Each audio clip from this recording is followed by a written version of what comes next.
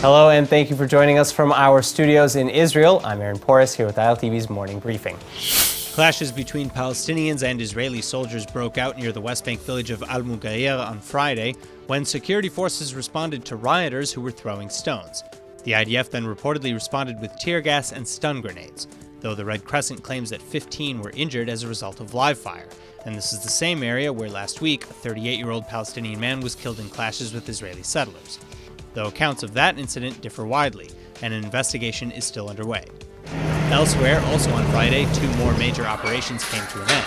The mandate of the Temporary International Presence in Hebron, or the TIPH, and U.S. aid payments to the PA, much of which were spent on security cooperations with Israel.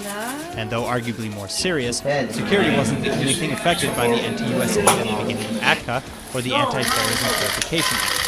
Work on many special and municipal projects, schools, clinics, etc. were also brought to a halt. Senior Palestinian official Saeb Erekat called the United States' move extortion, explaining that they had no other choice and were forced by the U.S. into denying aid. But senior advisor to the White House and Middle East peace envoy Jason Greenblatt tweeted in response that the PA was being disingenuous.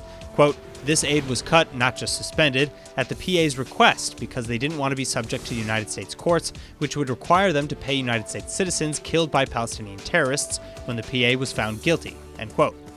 Greenblatt continued to charge that the PA has money for health and education, but must use their money wisely. For example, quote, "Stop rewarding terrorists who kill Israelis. That will save the PA a fortune. They can also work with the United States and others to help improve their economy and need even less foreign aid." End quote. Meanwhile, as the IDF clashed with the Palestinians in the West Bank, Israel's southern security forces were also on guard, preventing infiltrations and attacks along the Gaza border. On Friday, roughly 10,000 Palestinians again came to the Gaza-Israel border to riot, throw stones and explosives, attempt to infiltrate or damage the fence, burn tires, and more. The IDF responded with rubber-coated rounds and some live fire, and then on Sunday morning, the army arrested 5 Palestinians who had crossed illegally into Israel from the southern Gaza Strip. The men were not armed, however, and were transferred to the Shin Bet for further questioning. But despite these and other weekend incidents, Hamas is said to be mulling a reduction in the violent outbursts along the border as part of negotiations with Egypt. In return, the Rafah border crossing between Egypt and Gaza would be reopened, a move that would be highly popular for Hamas at a time that the Gaza terror group is fighting for survival both from Israel and the West Bank. Hamas has become increasingly isolated following the PA's decision to dissolve its government and form a new one without Hamas members. Hamas's parliamentary and government officials in the West Bank and East Jerusalem have even been arrested by PA forces recently now that they've lost their diplomatic immunities.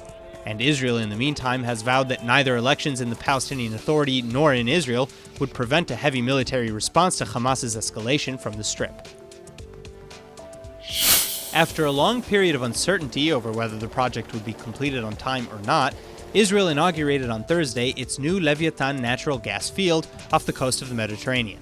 And speaking at the ceremony, Prime Minister Netanyahu again lauded all the good that is to come from this latest platform.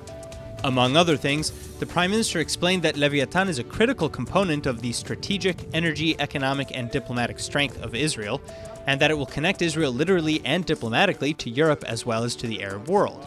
Additionally, Energy Minister Dr. Yuval Steinitz called the inauguration a holiday for the energy economy and for all citizens of Israel. Environmentalists, lawmakers, and many residents are angry over the move, however, as their warnings about the drill site have gone unheeded. In particular, alarms have been sounded regarding the Leviathan's production platform. Spills and leaks are cited as a matter of when and not if, and the platform is connected to a larger Leviathan field via subsea platform, and it's located just 10 kilometers away from the shore of a popular beach. All petitions to push the platform further out to sea have failed. It may not be the most popular sport in Israel, and it's certainly not airing at a very reasonable hour, but thousands of Israelis are still gearing up on Sunday for Super Bowl 53 between the New England Patriots and the LA Rams.